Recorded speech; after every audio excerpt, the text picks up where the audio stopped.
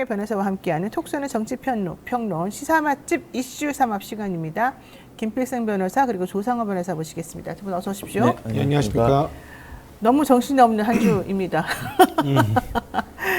오늘요, 한 주간 정치권에 너무 많은 일들이 일어나서 주요 인물들의 문제적 발언 중심으로 한번 정리를 해볼까 하는데요.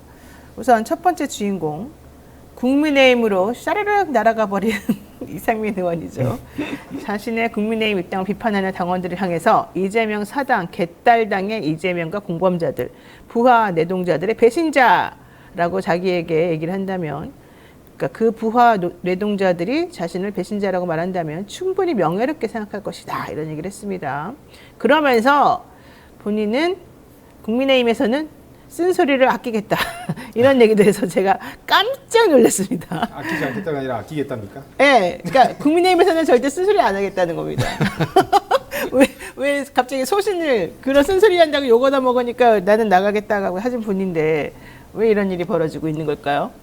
뭐 이런 관점이면 사실은 이제 이상민 의원의 정치적 스탠스 또는 인격 이런 것들이 사실 드러나는 장면들이고요. 네. 이런 기준에서 본다면 충분히 명예롭게 생각한다는 것도 이해가 됩니다. 그러니까 국민의힘에 있을 때는, 그러니까 민주당에 있을 때는 저는 사실 쓴소리란 말 별로 안 좋아하는데 프레임이라고 생각해서 쓴소리를 하고 싶은 대로 하고, 하지만 국민의힘에 들어갔을 때는 쓴소리를 하지 않는다.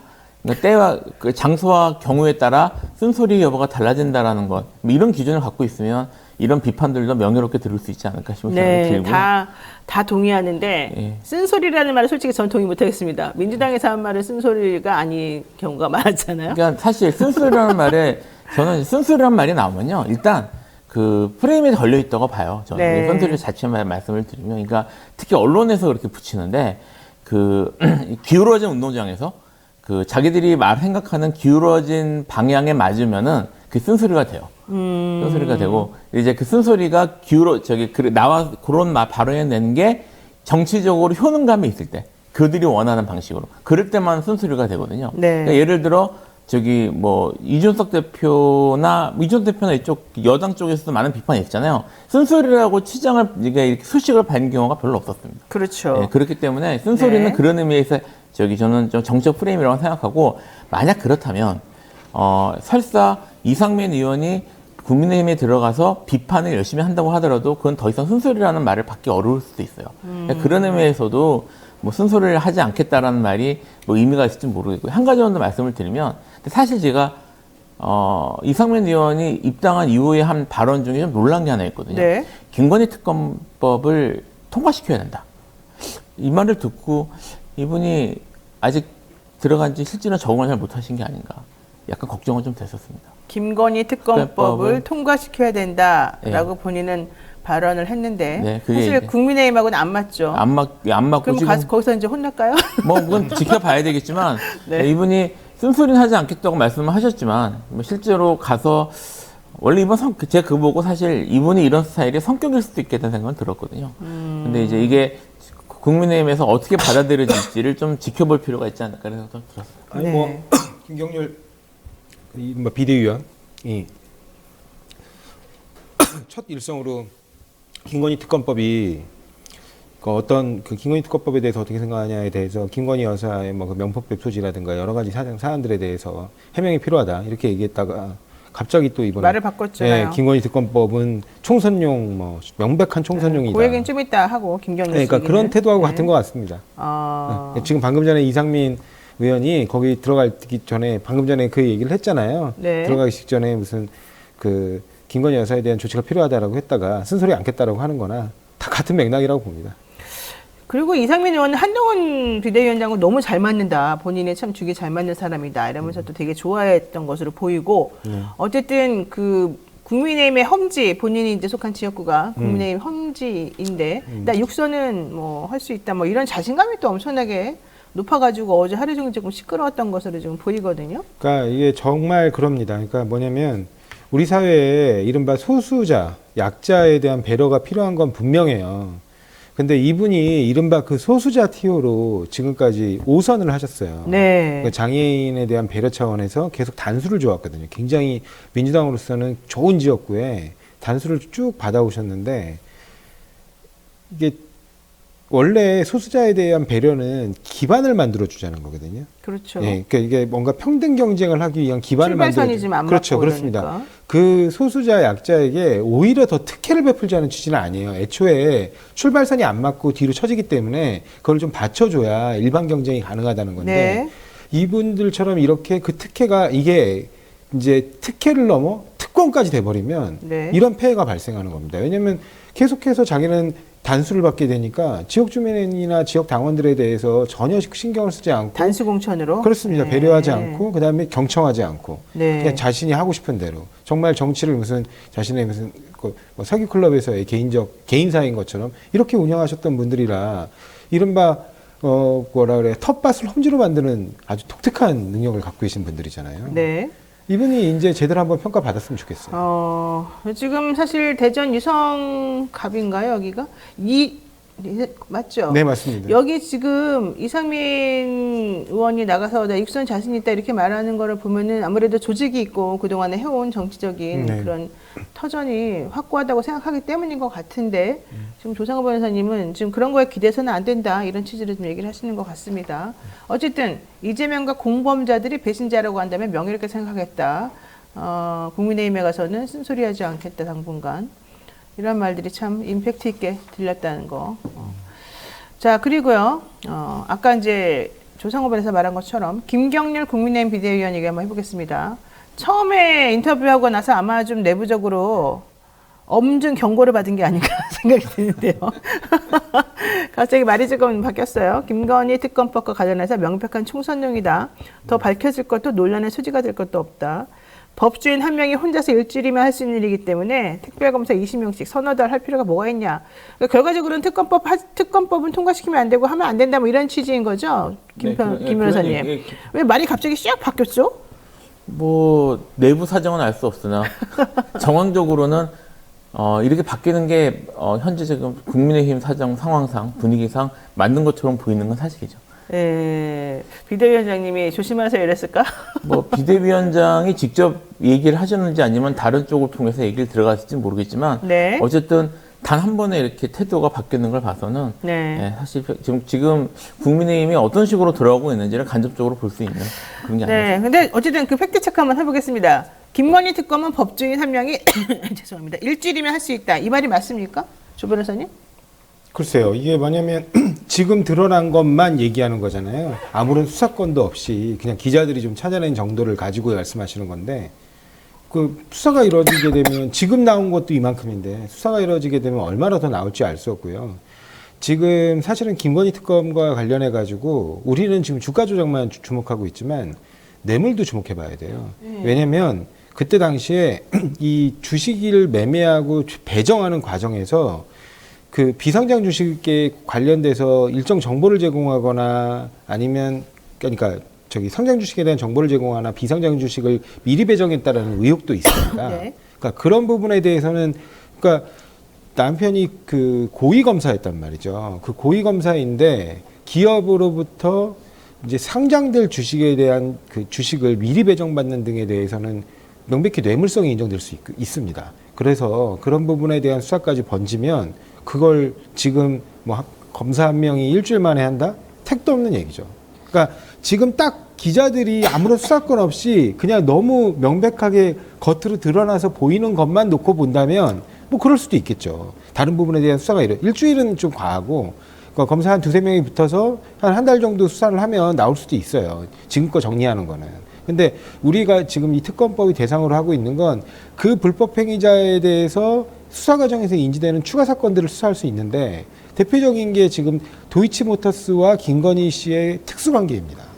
그러니까 그런 부분에 대해서는 수사가 추가적으로 이루어져야 돼요. 이분이 어쨌든 김건희 특검법은 악법이다 이렇게 규정을 하면서 뭐 변호사 한 명이 검사 출신 법조인 한 명이 혼자 일주일이면 할 수 있다 이렇게 말했는데 김경률 씨는 회계사 아닙니까? 이분이 무슨 뭐 수사관도 아니고 어떻게 이런 걸 이렇게 잘 알죠? 한 일주일이면 다 할 수 있는 게 아닌지? 이것도 사실 같은 이제 카테고리를 묶을 수가 있는데 이른바 이제 조국 흑서 저자 중 한 분 아니겠습니까? 네. 조국 흑서에 참여했었던 분들의 특징 중 하나가 가장 중요한 특징 중에 하나가 자기의 전문 분야가 아님에도 불구하고 전문인처럼 많이 여기저기서 스피커를 대준다는 거고요. 그렇죠. 그러면 전문가처럼 얘기를 해요. 맞는 건 별로 없는데. 그때 진중권 씨, 권경의 변호사, 이 김경률 씨, 뭐 이런 분들이 그 당시에 대표적인 흑서 저자들이에요. 그러니까 그 두 번째 특징도 하나 있는데, 뭐 두 번째 특징은 그렇다고 그분들이 본업을 잘하느냐. 예, 본업도 별로 잘한다는 느낌은 아니라는 그 두 가지. 오늘 왜 이래요? 예, 그런 특징이 있는데 네. 김경률 회계사의 말씀인 경우에 일단 이분이 뭐 검찰 몇 명의 몇 명이 들어가서 얼마나 수사해야 될지에 대해서 이렇게 단정적으로 말하는 건 일단 매우 부적절하고요. 전문가가 아니고, 그리고 사실관계도 인정되기가 어렵고, 이분은 이제 국정농단 수준의 특별검사 아니냐라고 얘기를 한 것 같아요. 얘기한 걸 보면. 근데 사실 비교해봐야 될 건 조국입니다. 네. 이분이. 조국 같은 경우에도 국정농단급 이상의 검사들이 투입돼서 그렇죠. 수사한 것으로 지금 알려져 있거든요. 네. 그러니까 이게 지금 사실 규모나 이런 것들이 훨씬 크고 장기간 이루어진 것이기 때문에 적어도 그 정도 규모의 검사는 필요하다고 봐야 될 거예요. 지금 현재 지금 정권이나 이제까지 해온 검사 스타일로 봐서. 근데 그럼에도 불구하고 그러니까 사실 뭐 객관적 뭐 그 예전에 그런 경험 이런 것들을 보면은 그렇게 보는 게 당연한 건데, 이분은 별다른 근거도 없이 한 명이서 일주일이면 된다는 얘기를 했단 말이에요. 사실관계로도 안 맞고 전문가적 지식이 있는지도 좀 의심스러운. 뭐 그리고 지금 한 가지 말씀드리면 조국 그 전 장관 같은 경우에 이분이 내가 뭐 며칠 밤을 새면서 분석을 해봤는데 이건 분명하다라고 얘기했던 건 다 꽝됐죠. 예, 실제로 뭐 제대로 뭐 되지도 않았던. 그래서 그 부분은 다 무죄 나왔어요, 사실은. 예, 그래서 네. 이분이 과연 자기 본인이 주장하는 것처럼 경제 전문가인가 이런 것들도 한번 생각해볼 필요가 있을 것 같아요. 그러니까 뭐 사모펀드 뭐 이런 얘기부터 시작해서 그렇죠. 이제 사실은 다 하나도 안 맞은 거죠. 다 하나도 안 맞은 거죠. 그 다음에 한 가지 덧붙여드리면 그것뿐만 아니라 사실은 이 김건희 씨 사건이 우리가 권력형 범죄라고 하는 가장 큰 이유는 이분이 뭐 혼인 전에 무슨 주가 조작을 했다. 뭐 맞을 수는 있어요. 근데 실제로 이 주가 조작 사건이 수사가 진행된 덮인 것. 예, 네. 수사가 진행된 때는 지금 윤석열 대통령과 결혼한 다음이고요. 그 이후에 석연찮은 이유로 보통 서울경찰청 광역수사대가 영장을 청구하면 기각하는 사례가 별로 없어요. 왜냐하면 서울경찰청에서도 나름 에이스급들이 있는 곳이거든요. 그럼요, 광수대. 광수대 굉장히 유명하죠. 그러니까 그래서 거기서 영장을 수차례 넣었어요. 수차례 넣었는데 다 검찰에서 신청을 기각하는 겁니다. 그러니까 법원까지 올라가서 기각된 게 아니에요. 검찰에서 기각을 하는데 그때 당시에 남편이 서울중앙지검 그 대검과 서울중앙지검의 특수부검사로서 이름을 날릴 때입니다. 그렇죠. 예, 그랬기 때문에 부당한 영향력을 행사하지 않았느냐에 대한 부분이 있고요. 실제로 그걸 우리가 확인할 수 있는 게 이후 어떻게 총장의 수사권까지 제한해 가면서 이런 이해충돌 논란을 없애기 위해서 추미애 장관이 수사지휘권을 발동했잖아요. 네. 그래서 어렵사리 그 공범들에 대한 기소까지 이뤄졌는데 다 유죄 나왔어요. 그리고 그 유죄가 나오는 재판 과정에서 김건희 여사가 명백하게 관여한 정황들이 드러났고요. 네. 특히 김건희 여사는 도이치모터스의 사회이사 직함까지 받아서 내부자에 해당합니다. 명함도 뿌리고 막. 예, 그랬죠. 내부자에 해당하기 때문에 그런 사람들 그럼에도 불구하고 이 부분이 수사가 이루어지지 않은 점, 이런 부분에 대해서 그리고 2년 넘게 이 부분에 대한 처분이 이루어지지 않은 점, 이런 부분들이 직권남용, 그러니까 그 상급자에 대한 직권남용, 그 다음에 해당 수사 검사들에 의한 직무유기, 이런 부분들까지 다 수사가 이루어져야 되거든요. 네. 그러니까 이거는 박근혜 국정농단을 얘기한다면 이른바 김건희 사법농단이에요. 그러니까 김건희 사법농단인데 지금 우리도 기억하고 있지만 박근혜 국정농단 그 70일 갖고 수사 제대로 이루어졌나요? 사법농단이라기보다는 검찰권 농단이겠죠. 그렇죠. 네. 검찰권 농단. 그래서 그것도 그 큰 그림의 것들만 이제 특검에 의해서 이루어졌고 이후 거기서 파생자 나오는 여러 범죄들은 결국에는 다시 검찰이 인계받아가지고 1년 넘게 수사해서 다 정리한 거예요. 그렇죠. 예. 그러니까 그런 걸 놓고 보더라도 이게 과하다? 정말 택도 없는 소리입니다. 그리고 만약에 김경률 회계사처럼 그 주장이 사실이라면 지금 빨리 통과시켜서 빨리 끝내고 그냥 또 총선 치르면 돼요. 네. 일주일이면 한다면서요. 그렇죠.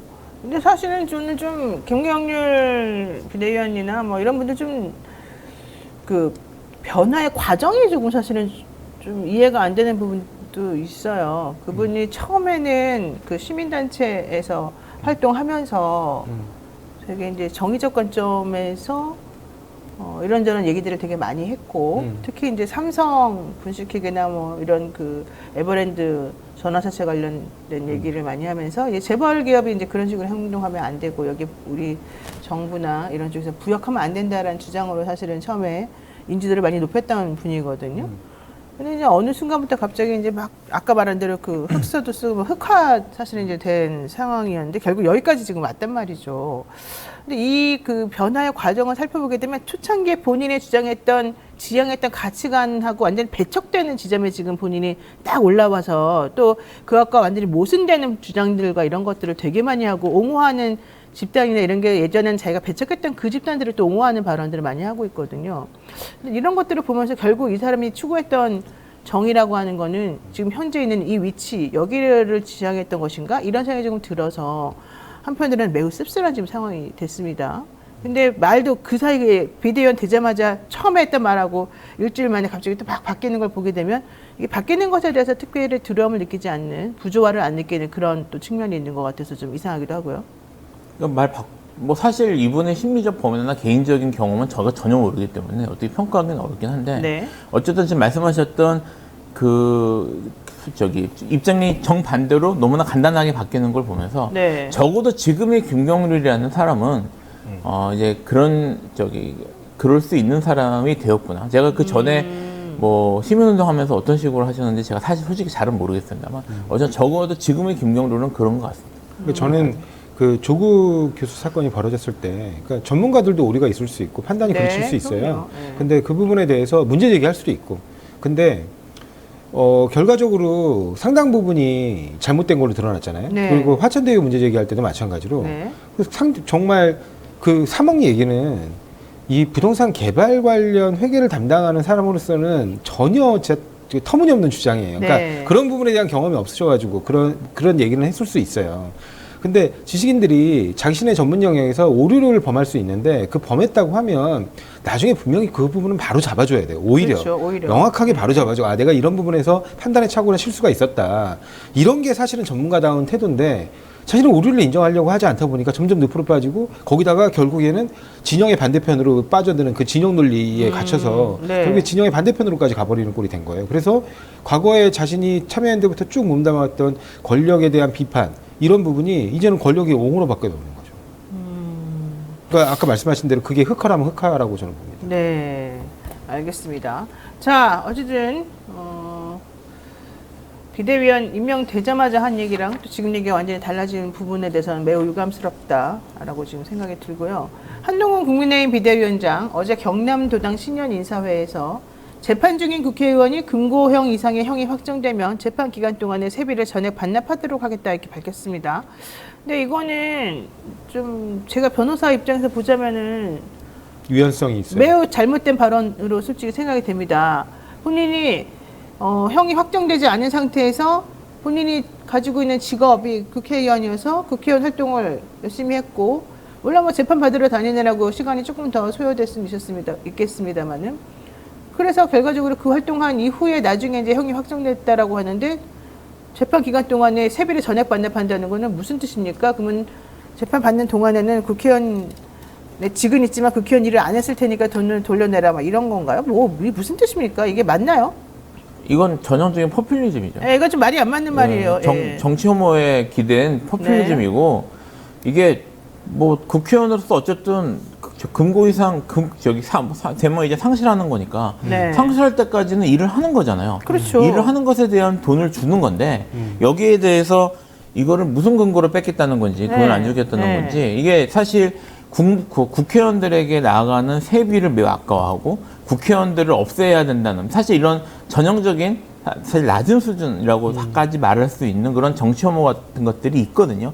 여기에 대해서 별다른 고민 없이 어필하는 듯한 느낌이에요. 근데 이게 글쎄요, 이거를 사실 근데 이전에 한동훈 위원장이 했던 것은 또 뭐냐면 불체포 특권 포기를 받겠다는 건데 그것도 좀 위헌적인 그것도 사실은 네. 포기할 수 있는지 여부에 대해서 이미 충분히 얘기가 나왔잖아요. 네. 적어도 어쨌든 이분이 법무부 장관까지 지냈으면 거기에 대해서는 법적으로 헌법적 개념 이런 것들에 대한 이게 좀 있어야 되는데 네. 사실 그걸 보면서 이분이 그런 거 전혀 없이 그냥 포퓰리즘적인 모습을 보이는구나라고 생각을 했거든요. 근데 이것도 사실 같은 선상에서 보입니다. 그러니까 전 그 이분이 사실은 미국 좋아하고 영어 좋아하고 그다음에 뭐 유럽 좋아하고 이러신 것 같아요. 뭐 이런 것도 쓰시고. 근데 네. 저 이른바 그 우리가 얘기하는 그 민주주의를 오랫동안 발전시켜온 네. 서구 민주주의 국가에서 불체포 특권이 없는 나라는 없어요. 다 있습니다. 왜냐면 의회가 가진 그 한계 때문에 그래요. 그 행정부가 갖고 있는 막강한 법 집행력, 그 집행력에 대응해서 효과적으로 행정부를 견제해서 이른바 권력 분립으로 의도했던 가치를 실현시키려면 네. 그 정도의 방어막은 있어야 된다는 겁니다. 아니 그분들이 그렇다고 처벌이 안 되는 건 아니잖아요. 우리가 갖고 있는 불체포 특권은 프랑스 같은 나라에 비하면 굉장히 약한 편이에요. 그렇죠. 프랑스는 네. 아예 수사도 막을 수 있습니다. 그러니까 그 의원 재직 기간에는 부당한 수사로부터 의원의 의정 활동을 보호하기 위한 거예요. 네. 근데 우리는 그렇지는 못하거든요. 그냥 정상적으로 기소하고 재판까지 다 할 수 있어요. 단지 구금하지 말아요. 그것도 회기 중에 잡아가지 말라는 거예요. 네. 근데 그런 것조차 뭐 포기하라고 아주 위헌적 발상을 하는 거. 이게 바로 검찰 정치를 중심에 놓겠다. 그리고 본인이 이른바 검찰의 순혈, 특수부 출신이기 때문에 나는 누구도 못 건드린다. 그리고 그 누구도 못 건드리다라는 거를 나와 내 가족은 누구도 못 건드린다는 걸 지금 현실로 보여주고 있어요. 네. 이른바 윤석열 대통령의 본부장 의혹이라든가 그러니까 본인 가족들. 조국 수사를 그렇게 날카롭게 수사했던 그 칼이 휘둘러진 기준에 따르면 본인 가족들도 벌써 난도질당했을 겁니다.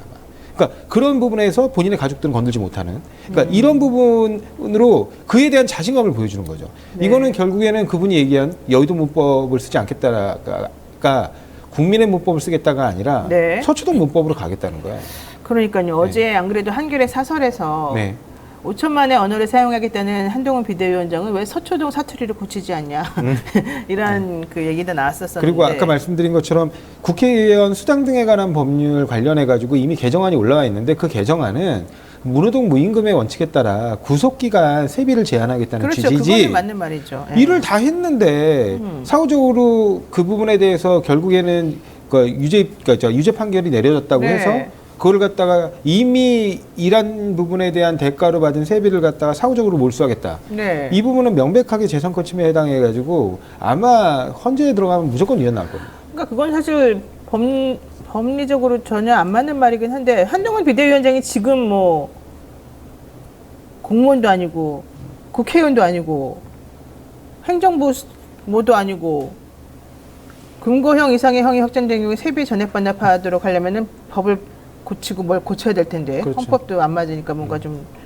특단의 조치를 취해야 될 것 같은데 그럴 수 있는 만한 뭐 권한이나 그런 건 없는 거잖아요. 무슨 얘기인지 잘은 모르겠지만 아마 네. 이제 지금 여당이 다수당이 돼서 다음 선거에서 그러면 뭐 그렇게 하겠다는 그렇게 하겠다는 거예요? 공약 비슷한 말이 아닌가라고 선회해 보는 게 맞지 않을까 싶다. 설마 제가 그런 보기엔- 생각 그것도 모르진 않겠죠. 그냥 이재명 대표 그냥 공격하는 용으로 약간 무책임하게 한 말 아닙니까? 전 그렇게 보고요. 그다음에 그 구속기간 세비 제한에 관한 법률, 그러니까 국회의원 수당 등에 네. 관한 법률 개정안도 사실은 민주당 의원들이 다 대표 발의한 겁니다. 오히려 국민의힘 의원들은 그런 발의도 하지 않았다는 안 했어요. 거예요? 예. 오히려 예. 민주당 의원들이 그런 예. 얘기를 해서 지금 여기까지 올라온 거다. 그렇죠.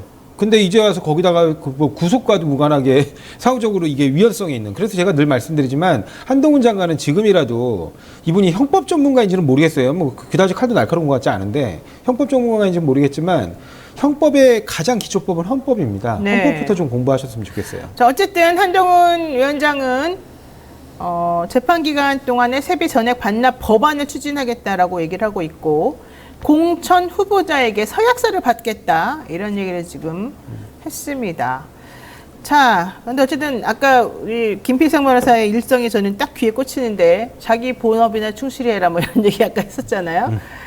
국민의힘 비대위원 영입 인재 내지는 인재 영입 위원장을 좀 공동으로 맡고 있는 한동훈 비대위원장 입장에서는 본인이 영입한 인재들의 지금 이 과거 발언이나 인성 논란이나 이런 것들이 좀 부담으로 사실은 작용할 것 같고 실제 본인이 그 과거에 인사 관련 최종 책임 물론 뭐 그엔 대통령이 있습니다만 책임자로서 했던 인사들이 다 줄줄이 부적격이라는 지금 평가가 나오는 상황에서 이번에 이 비대위 영입 인재들 관련해서도 지금 문제가 계속 나오잖아요.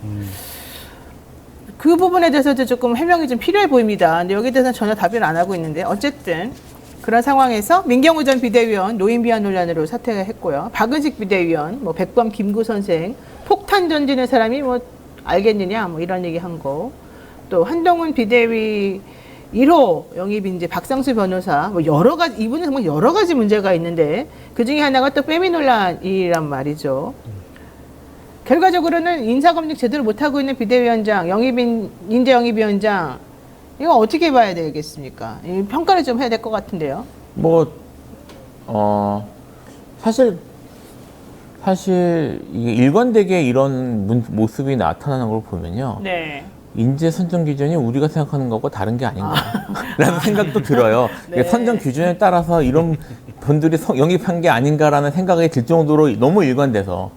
근데 이제 그게 아니라면 놀라울 정도로 인사검증을 못하고 있는 거죠. 그러니까 너무 못하는데 한두 번 못하는 것도 아니고 일관적으로 쭉 못하는데 여기에 대해서는 전혀 책임을 안 진다는 게 전 더 놀라워요. 근데 그건 사실 그분이 뭐 그 전에 법무부 장관으로서 네. 이제 이 정권의 인사 책임을 실무 총책임자였던 셈이잖아요. 네. 뭐 거기서도 인사검증이 제대로 된 케이스가 거의 없어요. 예, 떠오르는 게 없거든요. 네. 그러니까 그런 점에 있어서는 어떻게 보면 일관성을 보인다고 볼 수 있는 건데, 네. 그러니까 사실 이제 정말 이분이 정말 옛날에 문제 발언한 사람을 일부러 찾아서 할 일은 없겠지만, 아, 그렇게도 생각합니까? 할 일은 없겠지만, 네. 이제 문제 발언이나 이런 그런 좀 문제적 행동들을 할 가능성이 매우 높은 인재 풀을 중심으로 뽑고 있는 건 맞는 것 같아요. 그러니까 그런 분들과 코드가 맞는 거죠. 예, 아, 그렇게 봐야 됩니다. 그러니까 그럴 만한 분들하고 코드가 맞고, 이제 말씀하셨던 건 사실 그런 분들하고 코드가 맞는 게 윤석열 대통령부터 맞는 거잖아요. 그러니까 이제 윤석열 대통령과 결을 같이 하는 분이니까 이분 입장에서 이 정도면 훌륭한 인재고, 이거 우리가 데려다가 쓸 만한 그런 괜찮은 분이다, 전문가다 생각하시는 분들이 대체적으로 그런 경향을 갖고 있는 것이 아닌가. 뭐 이렇게 보는 게 이렇게 해석하는 게 합리적일 것 같아요. 박은식 비대위원 자신의 SNS 이승만 전 대통령을 국익을 위해 미국과 싸워가며 대한민국 건국을 쟁취한 인물로 평가하고 추켜 세우는 과정에서 백범 김구 선생에 대해서 김구? 폭탄 던지던 분이 국제정세와 나라 돌아가는 시스템에 대해 잘할까? 본인은 의사 선생님인데 이렇게 SNS에 이런 거를 또 잘 올리시고 무식해서 그러죠.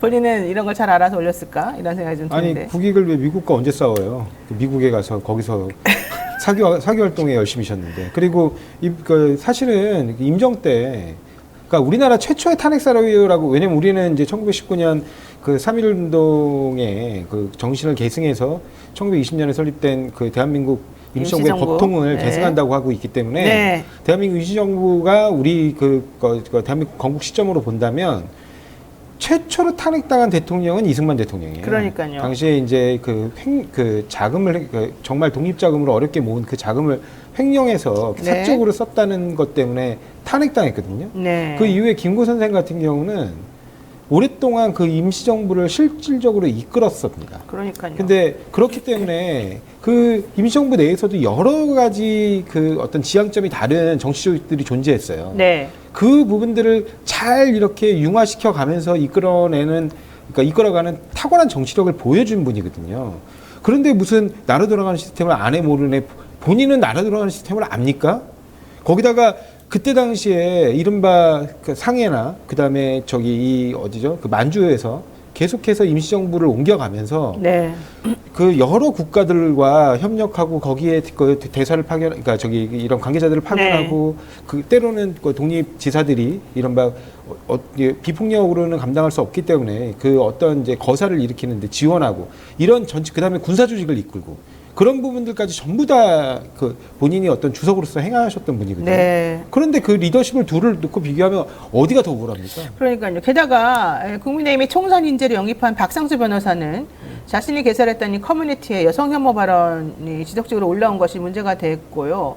본인이 로스쿨 수험생 및 재학생을 대상으로 운영했던 커뮤니티에 이쁜 여자는 페미니즘을 하지 않는다. 그러니까 안 예쁘고 남자들이 안 찾으니까 그런 주장을 하는 거다. 이제 이런 취지로 글을 올리기도 했고요. 30살 전에 결혼 못하고 아기 안 낳으면 남녀 불문 아오지 탄광으로 보내야 된다. 이런 발언을 했어요. 이거 무슨 말이에요? 30살 전에 결혼 못하고 아기를 안 낳으면 아오지 탄광으로 보내야 된다니요. 북한으로 보내라는 얘기. 아니 저희가 딱 30살에 결혼했는데 다행입니다. 어이가 없네요, 진짜. 아니, 그러니까 결론적으로 뭐 아기 출산 안 하면은 살 필요도 없다 뭐 이런 뜻입니까? 결혼 못하고 아기 지금 안 낳으면? 윤석열 대통령이 아우지 선거 가셔야 돼요. 좀 30살 전에 결혼 못했는데. 30살 전에도 못했고 아이도 아기도 안 그러니까 낳으셨고. 윤석열, 김건희 두 대통령 부부께서 저기 그 아우지 탄광으로 가셔야 될 것 같아요. 아이고, 이게 뭐야 이게? 남녀 불문이라고 했지만 사실은 이거 아주 짙게 여성 혐오죠. 여성에 대한 그러니까요. 가부장적 관점이 깔려 있는 거죠. 사실 네. 그 출산은 여성이 책임져야 될 것이고요. 하는 것이니까. 그러니까 이게 지금 여성들을 국가를 위해서 아이를 낳는 뭐 그런 존재, 뭐 그런 것이 제일 중요한 기능인 것처럼 보는 그러니까요. 사실 그런 관점이 깔려 있는 것이어서 네. 이게 현재 사실 개인적으로는 저는 눈에 들어왔던 것은 이쁜 여자는 페미니즘을 하지 않는다라는 말이었어요. 이게 참네요. 네. 뭐 말 자체도 그렇지만 이게 사람이 외모 얘기를 하면 항상 얘기하는 사람 얼굴을 보기 마련이거든요. 당신은 얼마나 근데 이분이 예, 잘 모르겠어요. 저 같으면 이런 위험한 말은 하지 않겠습니다. 우리는 할 주제가 안 되는군요. 참네요. 다 자신 있게 얘기할 수 있는 건 저보다 그렇게 크게 나와 보이지 않습니다. 아 그래요? 왜 이래요 오늘? 여러분 이 부분은 귀를 씻어주시기 바랍니다. 자 한동훈 위원장 이제 친윤 중진 물갈이 성공할 것이냐 이것도 좀 관측이 나오고 있습니다. 김웅 의원이 불출마 선언했는데 김은혜 전 수석은 복당 신청했고 분당으로 또 막 속속들이 모여들고 있고 또 송파에는 또 우리 대통령 친구분이 또 가신다 그러고. 지금 난리가 나가지고 게다가 이상민 의원처럼 5선한 사람도 좀 공천 줄 것처럼 얘기하고 있으니까 중진, 뭐 희생요구 이런 말이 정말 머쓱해진 상황이거든요. 앞으로 진짜 공천은 어떻게 하시려고 그러는 거죠?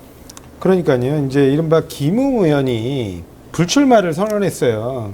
예, 거기서도 이제 보니까 비윤의 초선이었잖아요. 그렇죠. 비운의 초선이고 사실은 이제 어떻게 보면 행보를 같이 했던 당 대표가 강제로 끌려 나갔잖아요. 그러다 보니까 거기에서 이제 더 이상 국민의힘과 같이 정치하기에는 어렵겠다라는 생각을 하셨는지 딱 불출마를 했는데 그 자리가 싹 비니까 차차차 다시 재배치가 이루어진 거예요. 왜? 이른바 친윤 핵심이라고 하는 사람들이 원래는 왜냐면 이 석동현 변호사가 뭐 윤석열 대통령과 뭐 30년 직인에 뭐 40년 직인에 이러잖아요. 40년 직인에 뭐 대학교 동기로 알고 있습니다. 네, 맞아요. 근데 이 석동현 변호사가 원래 출마한다라고 얘기가 나왔던 부분은 과거에 본인이 실제로 출마를 했었던 그러니까 부산 해운대갑이에요. 네. 거기에서 이제 21대 총선 때도 이른바 하태경 의원과 이제 경선을 진행했었는데 결국에 떨어졌거든요. 그랬군요. 근데 거기에 다시 이제 하태경 의원이 자리를 비우니까 이른바 윤석열 대통령실에서의 압력으로 자리를 비웠다라는 평가를 받는데 그렇죠. 네. 거기에 그래서 당연히 석동현 변호사가 갈 줄 알았더니 거기엔 또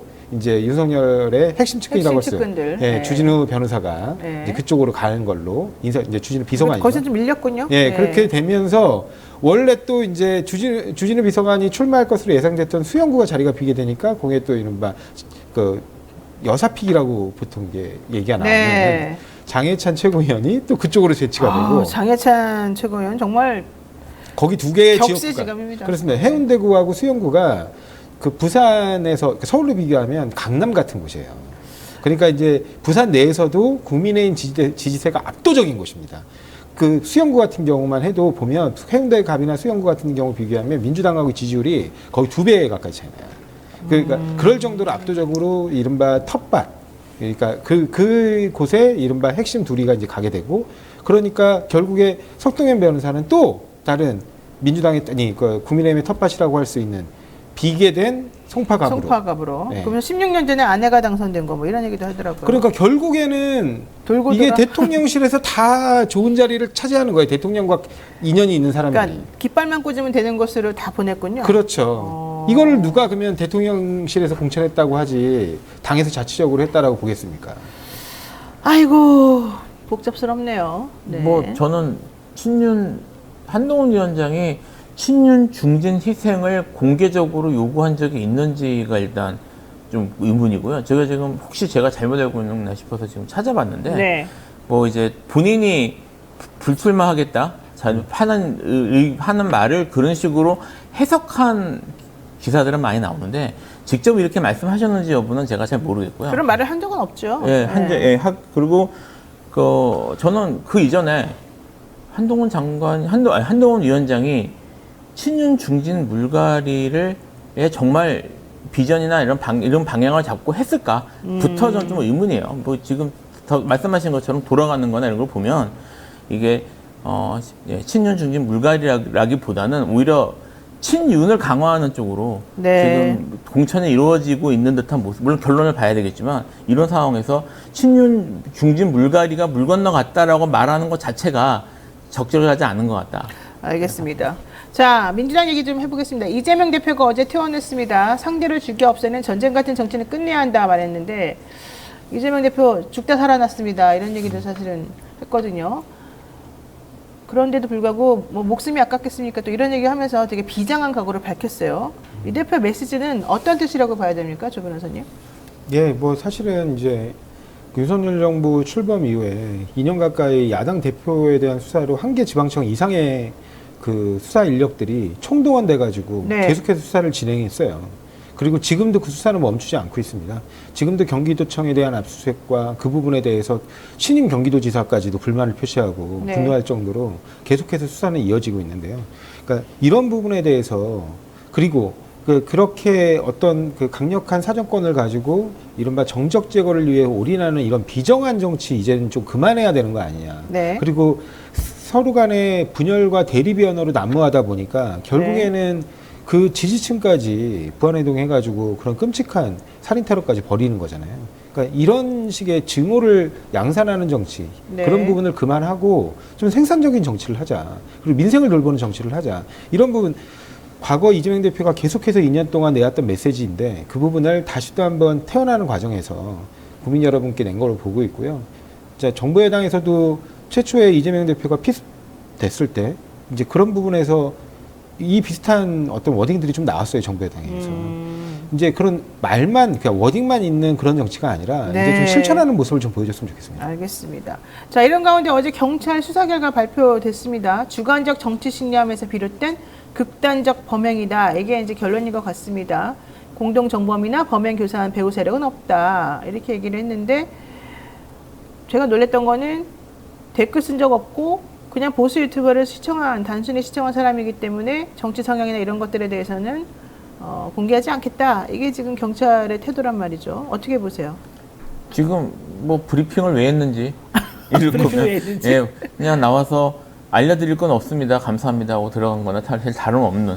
지금 사실은 언론 기사나 이런 데서 나와서 저기 추측한 거나 내용보다도 훨씬 부실하잖아요. 그렇죠. 그렇죠. 그래서 이거를 이럴 거면 그냥 발표하지 말고 그냥 하지 뭘 나와서 발표해서 비난을 받나 싶을 정도의 내용이었고요. 오히려 발표한 내용들이 국민들의 의욕만 높여주는 것이어서 저는 기본적으로 피의사실 공표를 엄격하게 적용해야 한다고 생각하는 사람이라 여기에 대해서 지금 다른 경우처럼 뭐 시시콜콜이 익명이 누가 뭐 하고 이런 식으로 나가는 건 옳지 않다고 봅니다. 하지만 이 사건이 어쨌든 제1야당에 대한 암살 시도고 네. 이게 좀 정치적인 그런 음모론이 사실 많이 끌어올 수밖에 없는 것이어서 네. 그걸 위해서라도 수사한 내용이나 이런 것들이 알고 있는 것들은 정확하게 전달이 돼야 되는데 네. 그런 것들이 제대로 되지 않았다는 점에 있어서 뭐 매우 부적절한 거 하나만 오히려 안 하는 것보다 못한 것이었다. 왜냐면 저는 사실 이번 그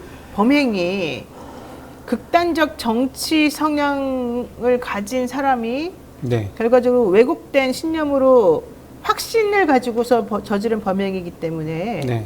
정치인에 대한 그렇죠. 저는 오히려 그 부분에 대해서 우리 사회 경종을 울리는 차원에서라도 그 부분을 명확하게 오히려 발표하는 것이 더 맞다라고 생각을 하는데 네. 오히려 그렇기 때문에 하면 안 된다는 식으로 지금 경찰이 덮은 것에 대해서 매우 저는 유감이라고 생각합니다. 저는 제일 여기서 경찰의 발표 중에 황당했던 게 범죄의 중대성을 인정하기 어려워서 신상 공개를 하지 그러니까 않겠다는 그 말이 거예요. 안 되는 거거든요. 범죄가 범죄의 이만큼 중대성. 중대하지 않아요? 살인 미수인데? 아니 전 세계 모든 외신들이 이 사건을 다뤘어요. 네. 근데 범죄가 중대하지 않다고요? 자, 그런데 자 우리 그 댓글 한번 보면은 고은TV님이 이름을 바꾸셨군요. 1000명으로. 자, 이분이 뭐라고 하군요. 유튜브의 위력에 대해서 저는 완전히 놀라움을 금치 못합니다. 제가 아는 선배도 그거 유튜브에 빠져서 정신 이상자가 됐습니다. 그러니까 이제 물론 정신 이상자라는 말은 주관적인 말이기 때문에 정확하지는 않겠습니다만은 그러니까 그만큼 이해하기 어려운 비이성적 행동을 많이 하더라. 뭐 이제 이런 취지이겠죠. 정당법에서 당적의 공개를 금지하고 있어요. 그 예. 수사기관에. 네. 그 취지는 뭐냐면 수사기관의 수사를 통해서 당적의 당적과 무관한 범죄와 관련해서 당적까지 공개함으로써 특정인에 대한 조리돌림을 하는 그런 현상이 벌어질까봐 네. 그런 부분에 대한 낙인 찍기를 방지하기 위해서 엄격하게 금지하는 거거든요. 그렇죠. 네. 그렇지만 우리 법은 그것만 있는 게 아니고 그 이후에 제정된 특정 강력범죄 처벌 등에 관한 말이 이른바 특강법에 별도로 신상정보 공개 제도를 두고 있습니다. 그렇습니다. 이런 사건, 특히 살인과 관련된 사건들에 대해서는 범행의 중대성이라든가 그다음에 이런 부분에 대해서 아까 지금 노영희 변호사님께서 말씀하신 것처럼 사회적으로 경종을 울릴 필요가 있고 되게 국민적 관심이 높은 사건들에 대해서는 그런 부분에 한해서 여러 가지 요건들을 검토해서 이제 신상 정보를 공개할 수 있도록 하고 있거든요. 네. 근데 이 사건에서 이 해당 피의자에 대한 살인 미수 피의자에 대한 그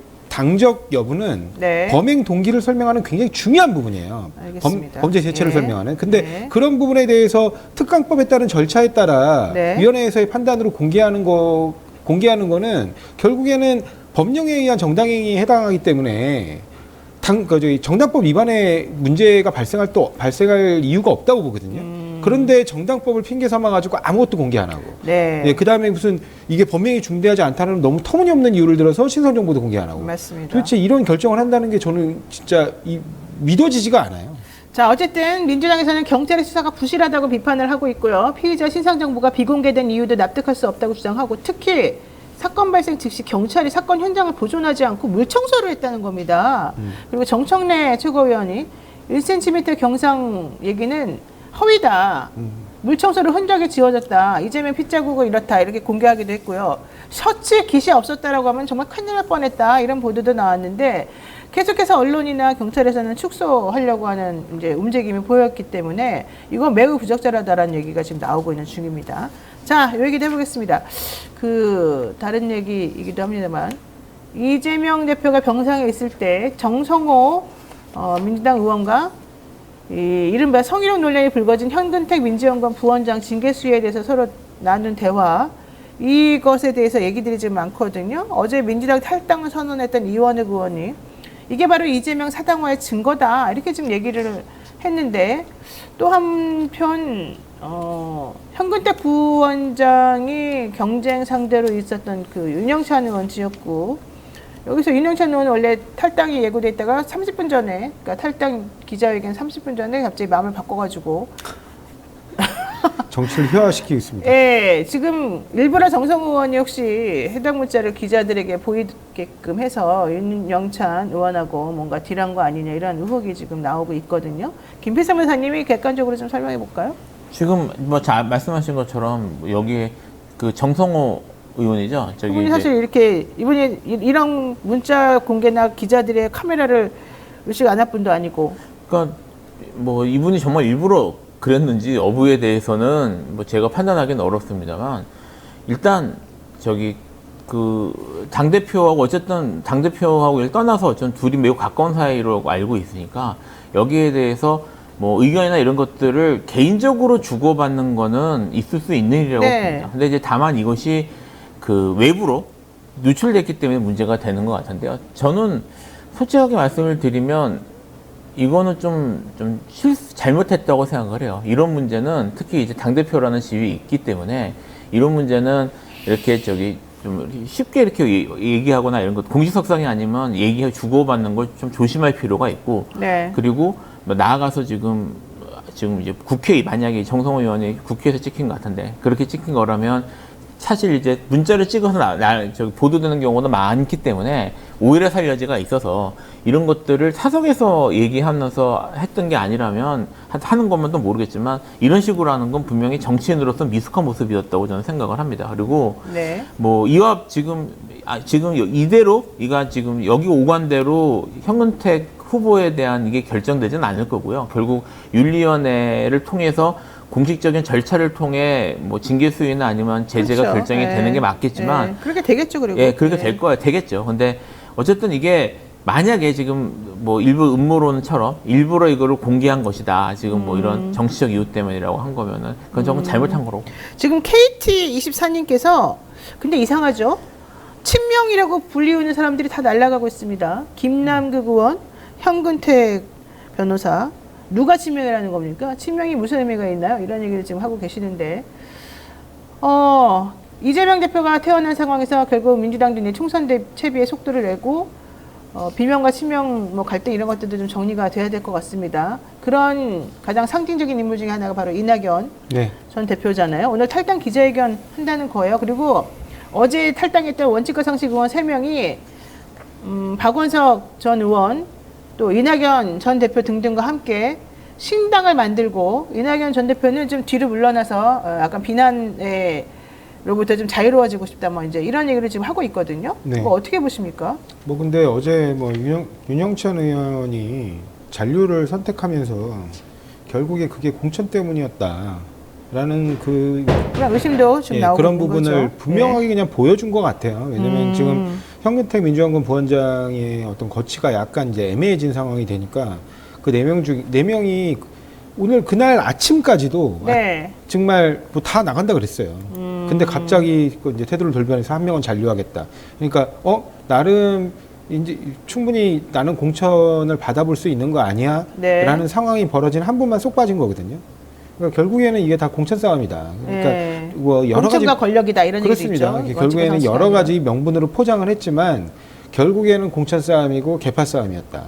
근데 개파라는 게 당내에서의 건강한 여러 가지 목소리들이 경쟁하는 거라면 바람직할 수 있어요. 네. 근데 그걸 넘어서서 당을 찍고 나가고 탈당하고 분열하고 거기에까지 나가는 거라면 이거는 명백한 해당 행위입니다. 네. 그래서 이런 부분 관련해 가지고는 저는 그렇습니다. 지금처럼 제가 볼 때는 이 권력과 그 사정 권력이 밀착해서 이렇게 엄혹하게 그 개인적 기본권을 유린하고 그 다음에 그 국민들의 입을 틀어막는 그런 그 권위주의 정권이 네. 군사정부 이래 없었던 것 같거든요. 이제 네. 민주화된 이후로는. 네. 근데 이런 엄혹한 시절에 우리가 개인적 사적 그 권력 욕심으로 분열해서 윤석열 정부와의 그 한판 승부에서 정말 누구를 위해 이런 투쟁을 벌여서 하는 것인지 그게 과연 옳은 것인지 그리고 네. 정당하게 그 당원들 그리고 국민들의 선택을 받아 뽑힌 지도부를 아무런 근거도 없이 흔들어대는 게 그야말로 그들의 당의 사당화를 노린 것이 아닌지 그런 부분은 분명히 짚고 넘어가고 싶습니다. 자, 그 김필승 변호사님께 마지막으로 이걸 여쭤보겠습니다. 이재명 대표 재판 관련해서 이번에 그 사리 미수범인 김 씨도 이재명 대표 재판이 자꾸 미뤄지고 연기돼서 처벌 안 받는 게 나는 싫었다. 그래서 대통령 못되게 하려고 이런 범죄를 저지른 거다. 이런 얘기도 했습니다만 어쨌든 그럴 정도로 이재명 대표 재판 관련해가지고 자꾸 미뤄지는 거 문제다. 이런 주장하는 사람들이 있거든요. 이번에 특히 공선법 위반 관련 재판하던 강규태 부장판사가 사표 내면서 그분이 이제 서강대 출신인데 자기네 그 대학 동기들 있는 그 단톡방에서 출생지라는 하나의 단서로 재판을 느리게 진행한다고 비난하는 게 너무 억울했다. 내가 조선시대 사또도 아니고 어떻게 50명 증인이 있는 사건을 이렇게 빨리 처리하라는 거냐 이랬어요. 이거를 최진영 그 국민의힘 지금 예비 후보가 동기거든요. 강규태 부장판사랑. 그래서 네. 그 같이 서강대 그 법대 동문이 있는 그 방에서 나온 걸 가지고 캡처해가지고 이제 이게 알려져 있는데 사실 저는 그것도 매우 부적절하다고 봅니다만 어쨌든 강 부장판사가 본인이 이제 전라도 출신이라는 걸 가지고 사람들이 지금 비난해서 너무 힘들었다 뭐 이런 얘기를 지금 하고 있는 거거든요. 이거 어떻게 보세요? 일단은 이제 지금 검찰이 그 작년 하반기라고 해야 되죠. 하반기 정도부터 네. 이 프레임으로 계속 나오고 있어요. 사실 검찰이? 검찰이 하고 그 전에는 네. 아마 기억하시겠지만 뭐 관련 사건 증거들도 뭐 몇 달 동안 안 내놓고 뭐 이런 식으로 사실 그 재판에 지원시켰고요. 본인들이 오히려 네, 했었고요. 지원시키면서. 그러다가 이제 그런 문제가 해결이 되고 나니까 지금 검찰이 몰아붙이고 있는데 네. 지금 제가 지난 시간에도 말씀을 드렸습니다만 현재 지금 특히 이제 그 뭐 대장동이나 이런 사건들이 진짜 저기 속도가 지금 진행이 느려지는 가장 중요한 이유는 유동규 증인이 법정에 일방적으로 안 나오고 있기 때문이었거든요. 그렇죠. 네. 그래서 지금 근데 이제 그때도 사실은 뭐 저희가 이제 이것 때문에 다투기까지 하지는 않았는데 지금 피고인 쪽에 대해서는 빨리 진행을 해야 되는데 어쩌고 계속 하면서 유동규가 못 나온다는 건 뭐 오늘 내가 컨디션이 안 좋아서 못 나와 이런 식으로 직전에 통보를 한 것에 대해서 아무도 말도 안 해요. 아니 검찰이 편들어주는 얘기를 하는 거예요. 네. 검찰 이거는 뭐 유동규가 그럴 만한 상황이다 이런 식으로 그래서 제가 유동규 변호인인가 저분들이 이런 생각까지 했었는데 네. 지금 그런 식으로 진행이 느려져서 결국은 재판 순서나 방향까지 지금 바뀌어야 되는 상황까지 왔는데 네. 지금 이제 이재명 대표가 또 이렇게 피습을 당했대. 암살 시도가 있었단 말입니다. 그래서 네. 지금 이거를 뭐 이쪽에서 특히 이재명 대표 쪽에서 오래 끌고 싶은 생각은 전혀 아니다. 알겠습니다. 네, 그거 좀 확실하게 네, 말씀드리겠습니다. 자 오늘 시간 관계상 여기까지 얘기 드려야 될 것 같습니다. 지금까지 김필성 조상업에서 함께했습니다. 두 분 말씀 고맙습니다.